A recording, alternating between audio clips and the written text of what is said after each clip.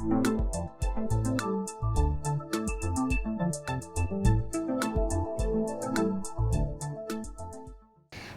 we are going to discuss how we are going to manage plastic waste in Pakistan, what should be done around it, and how we can tap the potential of waste economy in the country.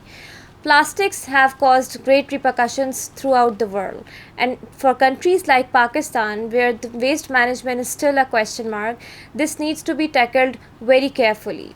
And what needs to be done has to be done at very local level.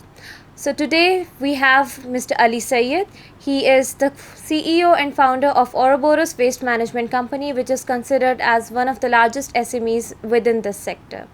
So welcome to STPI, Ali. Now, I would like to question regarding what is your company about and how you are managing this sector in Pakistan. Hi Zainab, thank you for having us and me at SDPI. In short, Ouroboros was established or ideated about 12 years ago. I moved back to Pakistan after about 20 years abroad. The reason why this came to being was understanding or sort of digging into how the waste sector can complement or tackle the triple bottom line. That's the perspective I had and saw. That by tackling or growing or joining the infant waste sector in Pakistan, how we could grow, not only create jobs, make environmental impact, social benefit, and also have some sort of commercial sense for the longevity of projects, of companies, of SMEs, all within the sector. What Ouroboros does, we have three verticals. We do waste collection disposal of up to 70 metric tons a day in Lahore. We do plastic recycling. We've got 3 units that do up to 18,000 metric tons per annum. That's the capacity. We're still looking to grow through climate finance and funding to utilize our capacities. And thirdly, we do consultancy and advisory work. And the reason for that is because we are still sitting in an infant economy. There's a lack of research, there's a lack of funding, there's a lack of clinical evaluation around the actual issues in waste management. So that's why we've been catering to local organizations and international organizations and projects to try and see not only within our region, but how do we sit across the Southeast Asia region and across Africa and the developing world to see, what are the critical areas that need to be addressed within waste management. As a whole, yes, plastics are a potential issue. How they're an issue, we think it's through the mismanagement of plastics. It's not plastics as a whole. Recently, COVID happened without plastics. How would we be taking our swabs? How would we been catered to, healthcare, treating, isolation items. Some items for single use as well do serve a purpose, and that's why they came into being. However, the mismanagement is the issue. In terms of Pakistan, we got 30 to 50 million metric tons of waste per annum. What that requires, if you take LWMC for example, they've got a budget of something like 13 billion rupees, and they manage 8,000 metric tons a day. Now that's a larger primary city, right? We've been able to successfully do collection and disposal in primary cities, but items like multi-stream collection, source segregation, segregated end of life management, that's something we need to cater for in the future. However, the main perspective we still need to keep is that we are a developing economy. We've got a large population base. Economically, there's instability and there's budgetary constraints. Secondly, if you look at the plastic lens, like I said, there is a plastic problem potentially, but it's a mismanagement problem. Within plastics, there's up to 2.2 million metric tons of plastic in Pakistan. That's coming in primary form. In terms of plastic waste, you're looking at about 600 to 800,000 metric tons of mismanaged plastic waste. How does that cater to? Whilst the waste stream is important, we also have to understand in the context of Pakistan, it's a parallel economy. But a very large informal sector base.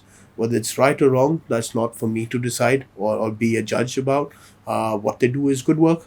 If you take the formal informal quote out of it, they're an economy nonetheless. Now, how they work together to solve the mismanagement issue is what we should really focus and address. And that's what we've been trying to do. So we're looking at being a bridge between the informal and formal sector to understand learnings from both sides, pull them together, and support the both sides and find out and dig into what is required to grow. About the plastic waste management, you're absolutely right that management is one of the key issues. We are not able to cater this problem here in Pakistan. But I would like to ask you about, since we do not have a proper extended producer responsibility framework in Pakistan, so this plastic manufacturing and production is not being reported properly. So, what do you think should be done for that so we get the exact numbers, and then we are able to manage this problem within Pakistan? Sure. Firstly, we need to understand again the context, right? So while CPR is important, you can see very good cases across Southeast Asia, but EPR is a larger, longer term spectrum of activities. I'm not going to jump into the details of it as a whole, but I think we're still very pre-EPR. Like you mentioned, there's not enough reporting, there's gap in information, and because of that, also, if you're looking at from donor or project financier side, unless you don't know the size of something, you're not going to jump into the opportunity, right? So first thing is understanding the size of various things, which I think we've been able to do this year in various projects that I've contributed to, or other team members and organizations have contributed to. In terms of EPR, first we need to look at again the size of the issue. EPR again will solve some things but not everything. Like everything, you structure a policy or you structure an instrument, there's various actors and players involved.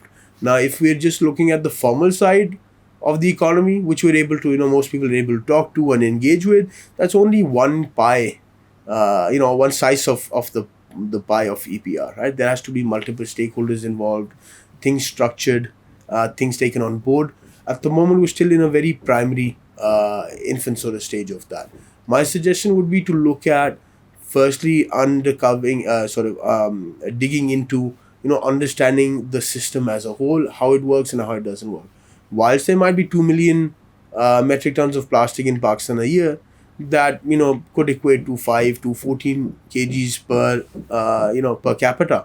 However, you look at something like Australia or the US or UK, that where most Pakistanis travel to, you're looking at 60, 40, 100 kgs per capita. So in terms of the size of the issue on a relative scale, yes, we'll get there, but we're not also there. So we are still in early phases of it being a real issue. And because of that, we still have time.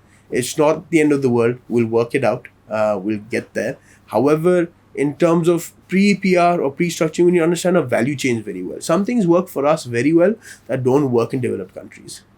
Some things work in developed countries very well that don't work for us. So we need a very localized, domestic model understanding and get indigenous sort of information and expertise come into the mix. So, being an SME, what key challenge you faced here in Pakistan? And also, like, there are so many other startups who are working around this plastic upcycling and even plastic downcycling. But as per our understanding, the key issues that they face is regarding the finances, the financial incentives. And even it's not just the case with startups here, it's also the case with the other corporate sector who are engaged in plastic recycling and upcycling as part of their ESR initiatives and even maybe as part of the ESG, right? But the issue is that since they are not getting acknowledgement and recognition for their work, so why should they do it? So I would like you to comment on it. What should be done to acknowledge their efforts? Because that is something they would like the public sector to do. I'm going to work backwards in answering some of your questions. Very interesting dialogue. In terms of acknowledgement and recognition, for us, today we're sitting with you having a chat. But 11 years ago, we didn't even know, how many kgs of plastic there was, or, there's 6 plastics or 10 types of plastics. There's 50 polymers or, 50 different products of polymers. If you're looking for acknowledgement, you're in an infant economy, your infant market. You get acknowledgement when you're doing deep work, you're making impact, etc. If everybody's looking for acknowledgement, we won't get to the end of the mile.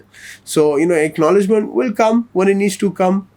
If that's the case, then I would say that you need to reflect and rethink some items, right? So within the plastic and waste economy, the way we look at it is that it's catering to 2-3 things, like I mentioned, the triple bottom line. You're doing economic work, there's commercial opportunities, there's environmental opportunities, there's social opportunities. So if you maybe not looking or thinking around that, acknowledgement can come, but you'll be always chasing it. In terms of other startups, yes, there's people working on the upcycling, the recycling side. For me, the main purpose of our own work, or our own sort of policy briefs or technical contributions or consulting work, is to look at what it also means to recycle, and ensure that we as a company are not downcycling, and we support other people find processes based on leveraging our own work over 10 years within Pakistan and the value chain, to ensure that they're also looking at a sustainable life cycle approach, where whatever product you're producing, you look at the next life of it as well. So if you cater to today's life and you market that, you're not looking at the next cycle of your product, then you're becoming a part of the problem that you solved in the first place. So not to again put down people with efforts, and it's not a blanket comment on everyone, but the thought should be there that you're looking at a life cycle approach of the product. If you it's only able to make it 2 extra cycles, and chemically or theoretically it can do up to 10, then you should look at re R&D or redesign, etc., so you also don't amplify the problem. In terms of upcycling, there's lots of uses. You can continue to do so. Some resins are, or some products that are more complicated in production or design. Maybe at the moment the best solution would be upcycling, but my focus would be to tell everyone to look at long-term premium recycling. That means is that you're looking at that closed loop item. Whether you're adding pigments, you're adding ink, you're adding color, or what next product you're making, and if whether the recycled material can go back again and loop around. And that's why our company icon and symbol is a loop as well, to ensure that what we're looking at is really a loop cycle. Back to your initial question that we started off on, and on terms of funding. Look, if we quantify the market and make a business case, people understand, people learn, people grow. In terms of funding, we're in a unstable economic market and financial market as a whole economy. If you're looking at micro and micro, interest rates, market rates are actually quite high. And in terms of larger business, they're struggling. SME or a startup, they really struggle because the cost of capital is very high. In terms of what my approach would be to look at, yes, grants and debt financing and equity finance that should increase in Pakistan. But the question is, should it come locally under the current economic situation, or should it be dollar derived funding? So those are two tricky combinations that are on a case to case basis. But in terms of startups, the first item should be, before even trying to look at funding, is look if your model could be financially viable or not. How much cash burn is it required? We're in businesses that are more manufacturing, more engineering, design and sector. We're not really in primarily the IT sector side of business models. So cash burn is very important to understand very quickly and early on within this space, and when funding is required. How do we get funding? There's various means that are still available in the market, but would require them to be looked at a lot more, and look at sort of concessional debt finance that comes in rather than just pure grants. Thank you so much, Ali, for a very insightful discussion regarding the waste economy and plastics. And we are sure that someday Pakistan would be able to shape a very good agenda around identifying the potential within this sector, and also shaping circularity agenda for the country. So thank you once again for your time.